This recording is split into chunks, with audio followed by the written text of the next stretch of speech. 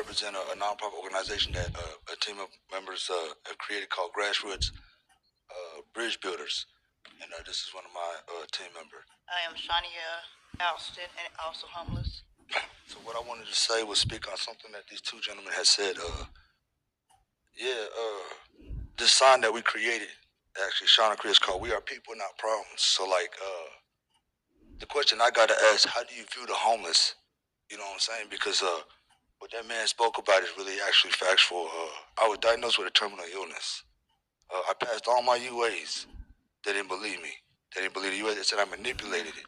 I do have a past history with methamphetamines. I've been clean 8 years. So, like, the mistreatment that we are treated, I gotta ask you that question. How do you view the homeless people?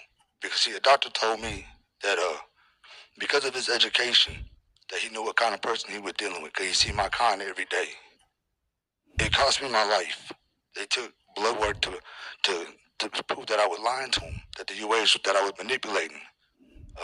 It all came back negative for 8 years. So in about 3 to 5 years, they're gonna be burying me. That's why I'm up here today, because I've been homeless 5 years because of this, because of my illness. But I just wanted to vouch on his behalf because I went through that myself, and I watched a lot of my friends die because of that. So the question is, how do you view the homeless? And then the other thing I want to speak on is that there are a lot of resources that are nonprofit that do not receive funding from the state, and they actually have more success rates, like churches, sober living houses, because they give us purpose. We go to these places and we're held accountable. But what about the accountability with the resources that take you guys' fundings? Aaron spoke about that. I think the best solution that you guys come up with an answer is bring people in that has been affected by your guys' rules and policies, by these resources that take your guys' fundings. I ain't saying it's a bad thing, but there's no accountability on nobody's part but ours. And so it creates fear. Hi, I'm with Grassroots Bridge. I'm sorry. We're called Grassroots Bridge Builders. We want to build a bridge in between the homeless and the community. People like us as homeless out there can reach out, and we can have peer buddy systems to show that it's all right to go into the MAC once we get the MAC where people feel comfortable using the MAC. Right now, the resources that they're using, like ComCare, like you said, I've been through ComCare, over medicated, trapped in my head with medication. So I'm scared to use ComCare. I was also treated wrong at ComCare. There's other resources that you have at the MAC that has us scared to go to the MAC. But if you reach out to Grassroots Nursing, there's other organizations that's nonprofit that will help at the MAC, be better solutions for us people that you want into the MAC. So, what she's trying to say is that even though we've been done wrong by our own community, and so a lot of us that are homeless do not want to be homeless, but because of the fear that we have of our resources that are available to us, we refuse to go. I got a friend that lost both his legs, because he'd rather stay outside and take his chances. So what we do as a nonprofit organization is become that bridge where the resources that we have available to us lacks in, which is basically the question is, how do you view the homeless? So what we do is we try to get these cats that want help, put them in places where they can go that we know that will actually help them. I stay at a sober living house. I've been there a couple of days, and my spirit has been boosted up because of the treatment how I'm treated. I'm not looked at as a homeless man, but as a person, as an individual. And these places, they provide us with purpose. We need to feel like we have something to offer our community. You know what I'm saying? My life was taken from me, but now I'm giving back. I don't hold no grudges. I ain't mad. I just don't want this to happen to the next person. And that's what we do. Thank you for your time. Thank you, Adam and Shania. Councilmember Hoheisel. Thank you, Mayor. Adam and was it Shania? Have you guys had a chance to go through the MAC yet? Have you guys been, or what have you been hearing from some of your colleagues out there? I have did interviews with different women and different people that has been in the MAC. I have not we do have a YouTube channel. It's called Grassroots Bridge Builder. Bridge Builders on YouTube, and we do have videos on there how we're going around and doing interviews, talking to people. But the women that has been at the MAC, they still one of them said she doesn't feel comfortable there because of seeing the past people that passed her or that already have violated her, or having to throw away the stuff that you just had bought. When you go in, your snacks, I understand y'all don't want rodents or anything like that, or you're trying to look. But it's just different things that people say that's why they don't want to go in there. You just got food. It ain't even open. They should have just certain areas where they can take their stuff where they just bought and be able to eat it later. You know what I'm saying? They're wasting. You're not just wasting their money or their food stamps. You're wasting. You're making them feel like what they bought is not valuable to them. They paid for it. I was actually currently staying at the MAC at the overnight shelter. I've been homeless 5 years, so I've used all the resources out here. I was actually one of the first residents to stay there when it first opened up I think in November. Yeah, we got to throw away our food. I used to get off at work. I couldn't go to sleep because, I get off and come there at 3:30 in the morning. See, I was working. I just had to give up my job again. So, to me, it's like when I got to give up the things that's going to help better my life because you guys are rules and policies, money I don't have, but I can't make it to the meal time, shower time. I'm showing up to work dirty. It's bad enough I'm already homeless. Bad enough when I show up to work, everybody know what I am. So you gotta look at how that would make me feel. How would that make you guys feel? I don't got no money, but I gotta eat. And then on top of that, I'm fighting for my life.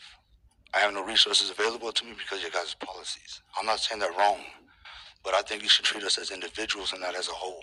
These rules and policies are set forth for everybody, but sometimes it doesn't fit for people that are really trying to better themselves.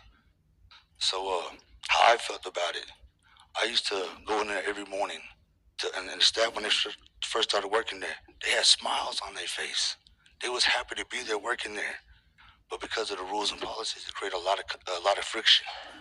And I used to ask them, how would you feel if I made you throw away your stuff that you need so you can eat, take your treatments because of your rules and policies? They said, we wouldn't like it. Then why would you do that to us? And then recently I got removed from that facility for a couple hours. I don't like being told how much toilet paper I can have. It's a little bit petty, right? But because of that, I just asked for more toilet paper. They wasn't going for it. They removed me for it because I got into an argument. I'm a grown man trying to take care of myself, but I got people that's got to walk me to the bathroom, that's got to issue toilet paper to me, and then humiliate me because of it. So if I'm homeless and I'm already feeling bad about myself because of the way other people look at me, why would I want to better myself? Why would I want your guys' help? Why would I even care no more? So how does that affect your businesses in your community? If you don't care about me, why would I care about you feeding your kids? That's how we look at it nowadays, on both sides. So Grassroots is trying to change that, as well as these churches and the nonprofit, because we see the problem is that we got things set in place that's benefiting nobody. This ordinance about to pass, there's got to be a different answer than incarceration. There's got to be a different answer than giving somebody a license or a roof over their head that's still messed up, that's still dealing with trauma. You're just wasting taxpayers' funds. That's all you're doing, and you're making it worse. So I did what that guy said. Hold off. Come together as a city. Come together as a community, and let's figure out something different. Because all you're going to do is put us right back out on the streets. And this is going to cost us even more. And it's going to create more desperation on both sides of the fences. We don't want that, right? We want a different answer. Let's come up with something different. So if I was you, I would hold off on this ordinance and let the MAC develop a system by bringing in the community to create different resources, different answers than the one we've been using, because it ain't been working. Councilmember Tuttle. Thank you.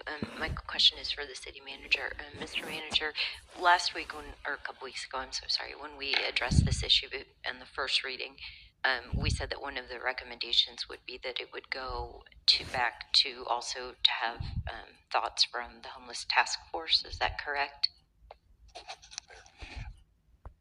Councilmember Tuttle, yes. Actually, we put a staff team together to talk about how we would enforce this ordinance, and we've gone through. We put together a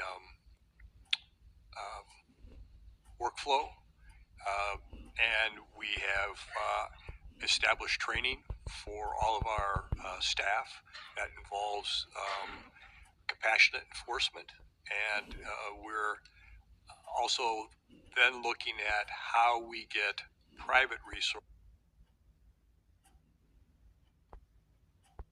to come alongside us through caseworkers to accompany police officers and HOT team members when they go in the field. So we're looking at a lot of different elements of how we'll enforce the ordinance.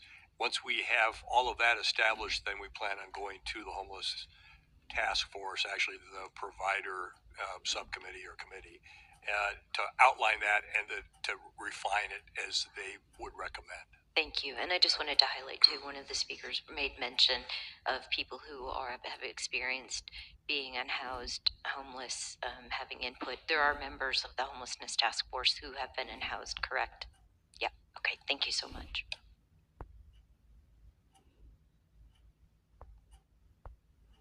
Councilmember Hoheisel. Thank you, Mayor. I just wanted to respond to the speakers a little bit.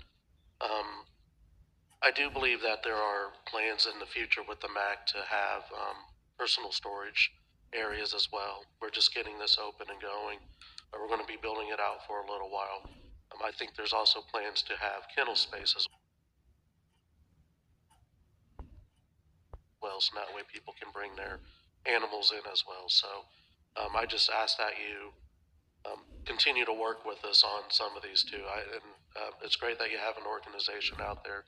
I think hearing from your peers, your colleagues that are out there, their concerns, and then also that there is a new building or newish building that's being built out, and it can be a warm, safe space for people. So we'll keep working on that, and just we'll keep reaching out and working with your organization as well, because I do think that is one of the goals of us, is to be able to reach out to groups like yours and build trust from within the community as well. And so that way you guys can tell each other, here's what the MAC is really like, here's what they're working on, here's the steps for the future. We're going to continue to try and make it a really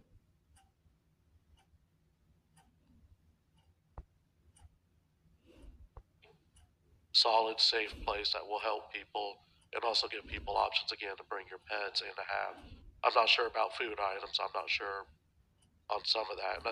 We also deal with a lot of regulations that come down from the federal level as well. So a lot of these restrictions aren't the result of the group that's running the MAC or even city council here. A lot of it is federal regulations that we have to adhere to as well, because there are federal dollars that are being used as well. So just a little bit more background, and we'll continue to work with you guys and continue to build the MAC out as best as we possibly can. I will just address two misconceptions really quick. You are allowed personal belongings at the emergency shelter right now. You're allowed a bin for your personal storage. And again, so that's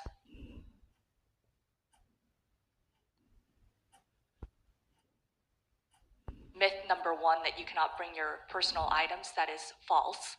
Number two, regarding kennels, someone from United Way actually responded to an individual who asked about pets, and that individual said, if you see someone who is homeless with a pet, have them contact 211.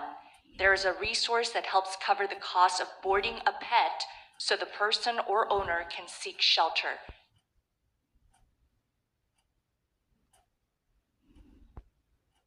Again, that phone number is 211. Vice Mayor Ballard. Thank you. Just to kind of piggyback on the pet situation, I had several conversations about that yesterday, and Wichita Animal Shelter is willing to take an animal and board it while we're having these cold weather snaps, and I believe after that you have 48 hours to pick it up. But to date, as of yesterday, no one had taken them up on that because people don't want to be separated from their animals. So while that option is out there, I think there's still some work that needs to be done.